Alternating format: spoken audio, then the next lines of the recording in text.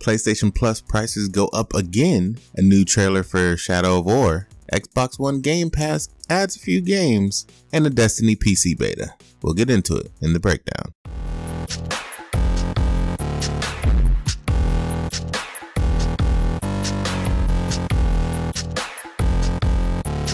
What's going on, people? It's your boy DaRealMastalin. Welcome to your daily dose. As always, before we get started, I need y'all to do those 3 simple things. First one, I need you to raise the price of that like button from nothing to liked. Subscribe here for more. Hit that notification bell so you get notified every single time I drop a video. Now let's break it down.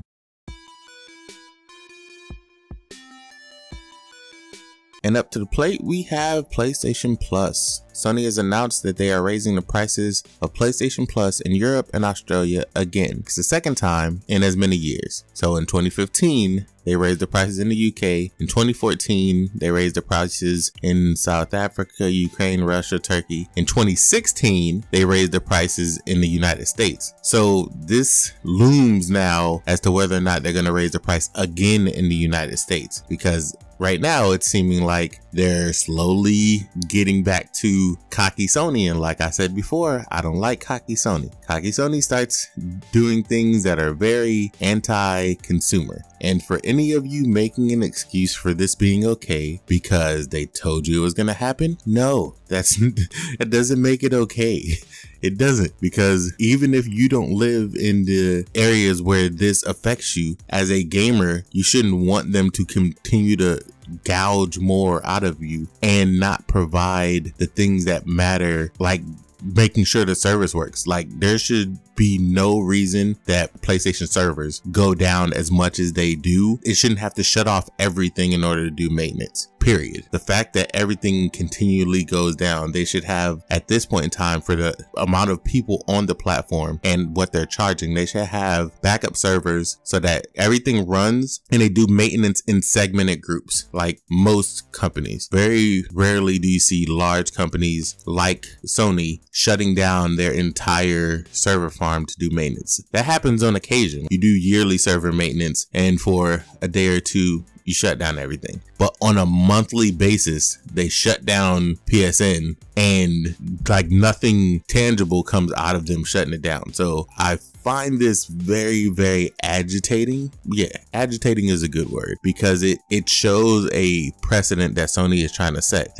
They raised this price again in these areas and they get away with it. Nobody says anything. You know, there's like a kick up for a while and then dust rolls over. So then they raise the prices in the United States, and their justification is we raise the prices in these other areas, so now we're just following suit. So 2 years from down the line, they raise the prices again. But again, like I said, we haven't seen tangible returns on the money we're paying for PS Plus. And before anybody gets in the comment section and gets all huffy about it, I have PlayStation Plus through like 2020, I think. I also have Xbox Live through like 2020. I buy them when they're on sale, like 30 bucks at on Black Friday. So I just buy them yearly and I'm ahead. But the point that I'm trying to make is, although everybody or most people that I know buy these things on sale, the fact that Sony continues to make this precedent a reality and nobody kicking up dust about it is very odd. Like, I see a lot of people saying it's okay, they told us back in 2016 they were going to do this. They just did it. Why do they need to do it again? And again, like I said, there's no justification. There's nothing that says we need to do this because we are doing X, Y, and Z. They're raising the prices of everything, the yearly subscription, the quarterly subscription, and the monthlies. So it doesn't matter what area you try to get in, especially coming this holiday season when you have so many multiplayer games. You got Call of Duty World War II, you got Star Wars Battlefront 2,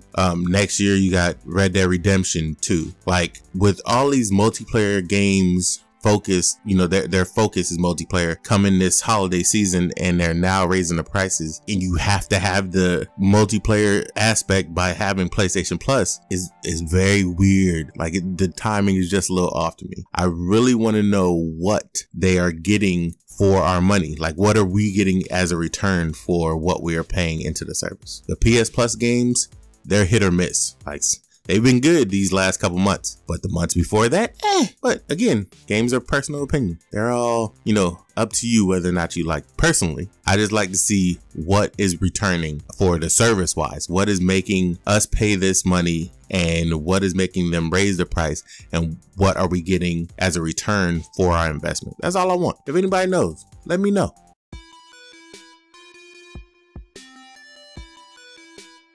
Next up, we got the Destiny PC beta. It has been announced and it'll be available on August 28th for those of you who have pre-ordered, and August 29th for everybody else. It ends on August 31st.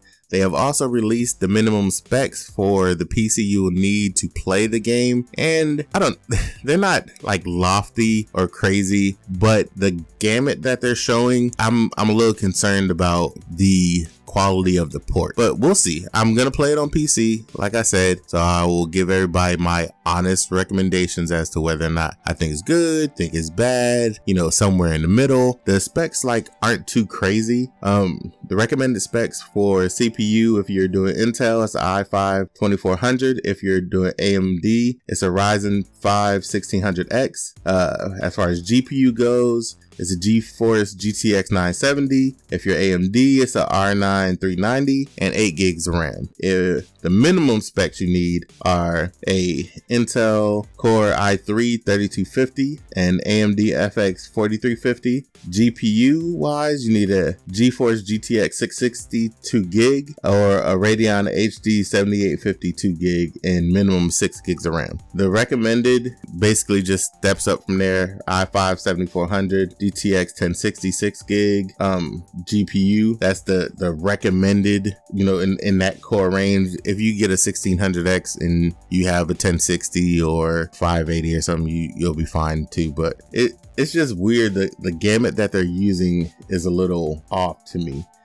I really hope that the game has a great optimization curve, because as of right now, I'm a little concerned, but we'll see on August 28th. I'll be in there with the rest of you. And if you're on, hit me up, get in some Destiny together. I'm going to play the game. I know there are people out there who hate the game, who hate Bungie. I'm going to play the game. As to whether or not I support it by spending my money on it, we'll see. As of right now, I'm getting it for free. So we'll see about the rest of it as time goes on. It'll all be determined by whether or not my friends are playing and what they're playing it on.